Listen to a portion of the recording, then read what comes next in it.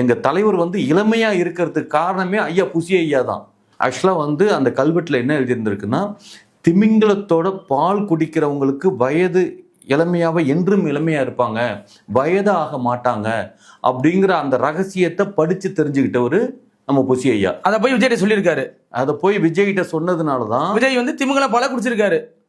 ஆதவர்ஜுனன் வந்து ஸ்போர்ட்ஸ்மேன், அவர் தான் திமிங்கலத்துக்கிட்ட இருந்து பாலை கறந்து எடுத்துக்கிட்டு வந்தவரே அவர் தான். அதனாலதான் கட்சியில ஒருத்தரை சாதாரணமா பக்கத்துல வச்சுக்கலங்க, ஒவ்வொருத்தருக்கும் தலைவருக்கான பங்கு இருக்குது, அந்த அளவுக்கு இருக்கிறதுனாலதான் வச்சுக்கிறாங்க. தற்கொலையா வச்சுட்டு இப்படி எல்லாம் பேசுவீங்க. தற்கொலையா வச்சுக்கிட்டா புரியல, என்ன தற்கொலையா வச்சுக்கிட்டு?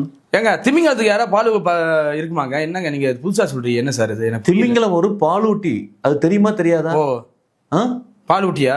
ஆமா, திமிங்கலம் வந்து ஒரு பாலூட்டிங்க. அது வந்து அதோட குட்டி போட்டு அந்த குட்டிக்கு வந்து பால் கொடுக்கறதுக்கு முன்னால அது சும் பண்ணி போய் நம்ம வந்து அது திமிங்கலத்தோட பால் கறக்குதுங்கிறது சாதாரண விஷயம் கிடையாது. அது வந்து தனி டேலண்ட். அதாவது அதை போய் நீந்து போய் ஆதவர்ஜுனனை கறந்து விஜய்கிட்ட கொடுத்துருக்காரு. ஏங்க அது அடிக்கடியெல்லாம் போய் கறக்கிறது இல்லைங்க அவரு. ஆக்சுவலா வந்து என்ன சொல்றது, டைவ்னு சொல்லுவாங்க,